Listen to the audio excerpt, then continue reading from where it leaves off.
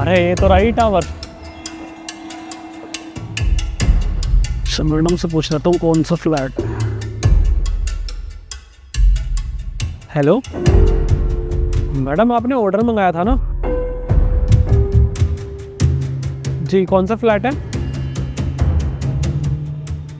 ठीक है मैडम, आता हूँ मैं। यार ऑर्डर मंगाने के बाद इतना रो क्यों रही है ये?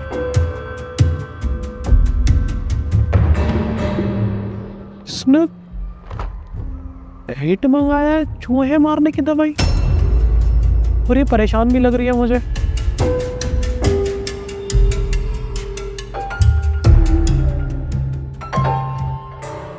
इस सोसाइटी को देख के लगता भी नहीं कि यहाँ पे चूहे होंगे, और वो भी 10वीं मंजिल पे। कुछ तो गड़बड़ है यार, कुछ तो गड़बड़ है।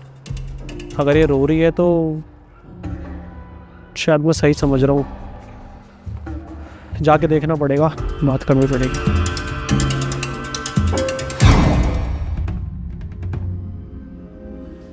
मैम, आपका ऑर्डर था। हाँ भैया, कितने रुपए हो गए आपके? रुपये तो मैम आपने पे किए हुए हैं, शायद आप भूल गए। हाँ भैया, सॉरी। लाइए। वैसे एक बात पूछूं मैम, अगर आप बुरा ना माने तो? हाँ भैया, बोलिए। मुझे ना थोड़ा सा परेशान लग रहे हैं। कोई प्रॉब्लम है क्या आपके साथ? कुछ हुआ है क्या? अरे नहीं भैया, ऐसी कोई बात नहीं है। क्यों भैया, आप ऐसा क्यों पूछ रहे हैं? वो बस कुछ नहीं, आप मुझे थोड़ा परेशान लगी तो इंसानियत के नाते मैंने आपसे पूछ लिया। कौन कौन रहता है आपके परिवार में? भैया, मेरे परिवार में ना मेरी मम्मी, मेरे पापा, मेरा भाई, मेरी बहन, सब लोग हैं। लेकिन वो सब ना मेरे साथ यहाँ नहीं रहते। मैं अपने घर वालों से अलग यहाँ पर रहती हूँ, वो लोग अलग रहते हैं और मैं यहाँ पर अलग रहती हूँ, क्योंकि मैं किन्नर हूँ ना भैया। ये समाज है ना, जो इस समाज ने मुझे मेरे घर पे नहीं टिकने दिया। और ये समाज मेरे घर वालों को भी बोलता था कि तुम्हारे घर में एक किन्नर है। हमारे रिश्तेदार, हमारे आस पड़ोस वाले, और ये समाज के कुछ लोग ऐसे हैं जो कि बिल्कुल भी जीने नहीं देते किन्नर को। और आज जब मैं अपने घर से अलग रह रही हूँ ना, तब भी मुझे ये समाज जीने नहीं दे रहा। तो भैया मैं क्या करूँ? देखिए दीदी, मैं आपकी प्रॉब्लम समझ सकता हूँ। मुझे बहुत अच्छे से पता है कि आप एक किन्नर, आपको कितना कुछ झेलना पड़ता होगा। लेकिन आपने कभी सोचा है कि आप आज ये सब लेके चली जाओगे इस दुनिया से? किसी को कोई फ़र्क नहीं पड़ेगा, लेकिन अपने परिवार के बारे में सोचा है आपने? आपने बताया भी मम्मी पापा हैं, भाई बहन है पूरे परिवार में, उन पे कितना फ़र्क पड़ेगा। देखो दीदी, अगर बच्चे का हाथ पैर भी ना हो ना जन्म से, तो भी माँ बाप उसे बहुत प्यार से रखते हैं। और आप तो अच्छी खासी इंसान हो, भगवान ने आपको इतना अच्छा बनाया, इतना सुंदर बनाया है, और तब आप लोगों के बारे में सोच के अपनी जान दे रही हो। दीदी, किसी को कोई फ़र्क नहीं पड़ता, ना इस समाज को, ना आपके रिश्तेदारों को, ना इस दुनिया को। सिर्फ फ़र्क पड़ेगा आपको और आपके परिवार को। अरे भैया, तो मैं क्या करूँ?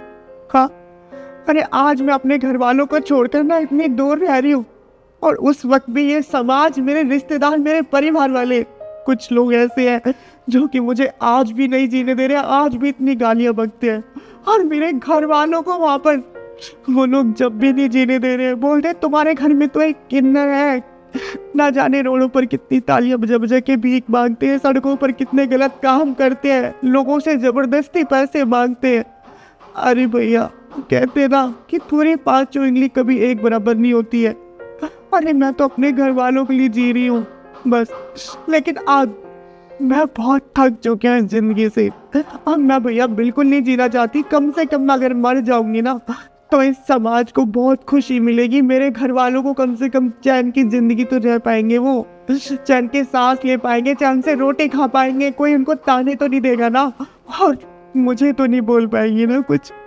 हाँ, मेरे लिए मेरे घर वालों को तो नहीं कह पाएंगे ना कि तुम्हारे घर में एक किन्नर है।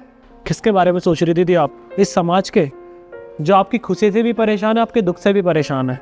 वो हमेशा सोचते हैं ना कि इनका बेटा हमारे बेटे से आगे कैसे चला गया, ये करा देते हैं, वो करा देते हैं, इनके लिए कुछ गलत सोचते हैं, इनके लिए दुआ करते हैं बर्बाद हो जाए।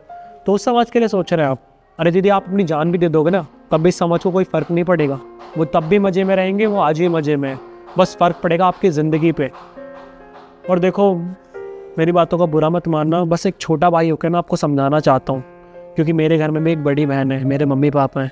मुझे पता है कि एक परिवार के मेंबर को खोने का कितना दुख होता है।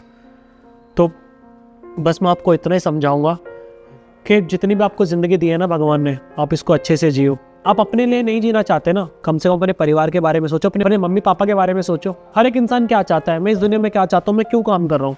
सिर्फ इसलिए काम कर रहा हूँ ना कि मेरा परिवार खुश रहे, मेरे मम्मी पापा खुश रहे।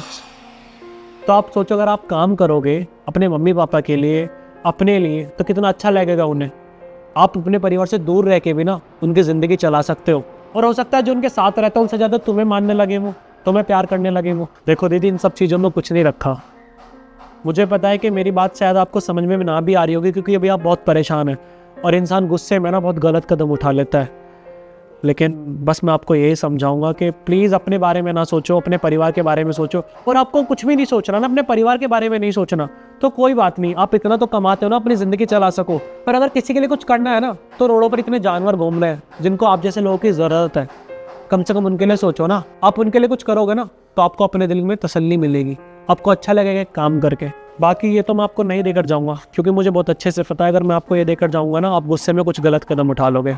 तो प्लीज़ मेरी बात पे ध्यान देना और समझना कि मैं आपको क्या समझाना चाहता हूँ, और अपने परिवार के बारे में सोचना, उसके बाद कोई गलत कदम उठाना। चलता हूँ।